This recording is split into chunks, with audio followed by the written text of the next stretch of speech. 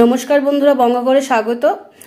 আমি আজকে একটি রেসিপি নিয়ে এসেছি, সেটি হলো চিকেন পকোড়া। চিকেন পকোড়া বানাতে কি কি লাগছে আপনাদের আমি বলে দিচ্ছি। এখানে 500 গ্রাম হাড় ছাড়া মাংস আছে, চিকেন আছে, ছোট ছোট করে এরকমভাবে পিস করে রেখেছি।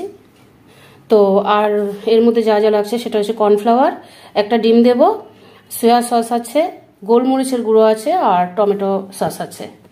এগুলো দিয়ে আমি এই চিকেনটাকে ভালো করে একটু মাখিয়ে রাখবো। আমি দিয়ে দিচ্ছি কর্নফ্লাওয়ার,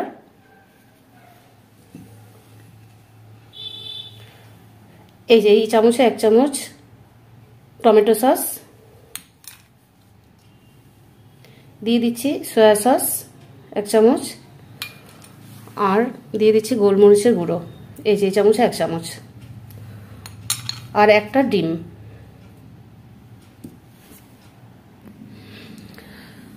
আর আমি ডিমটা দিয়ে দিয়েছি, একটা ডিম, আর আমি 1 চামচ আদা রসুন বাটা দিয়ে দিলাম, আর স্বাদ মতো নুন। এবার এটাকে আমি ভালো করে একটু হাতে মাখিয়ে নিচ্ছি।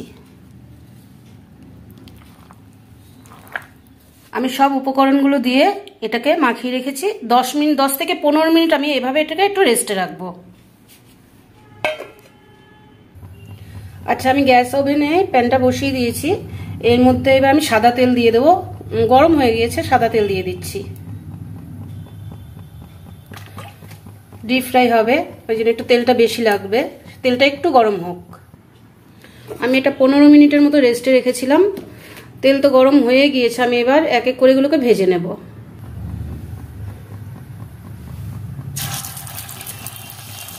আমি একটা একটা করে দিয়ে দিচ্ছি।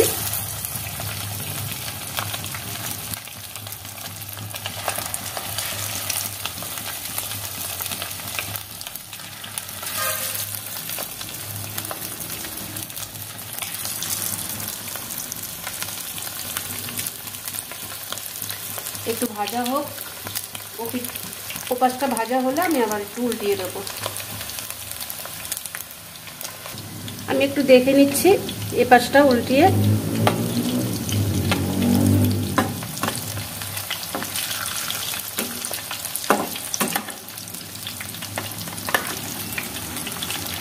আমি একটু কমিয়ে কমিয়ে ভাজছি, কারণ একটু না তাহলে ভেতরটা কাঁচা থাকবে না, একটু সুন্দরভাবে ভাজাটা হবে। একটা পাশ উল্টিয়ে দিয়েছি, এবার ওই পাশটা ভাজা হোক, তারপর আমি নামিয়ে নেব। আচ্ছা, পকোড়াগুলো ভাজা হয়ে গিয়েছে, আমি এবার নামিয়ে নেব। বেশ সুন্দরভাবে ভাজা হয়ে গিয়েছে।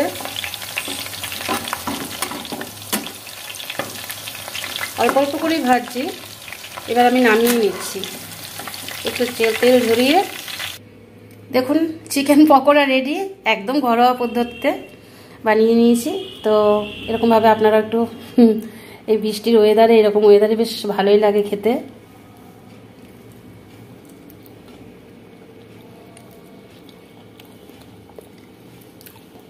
বেশ ভালোই লাগছে, সফট হয়েছে বেশ।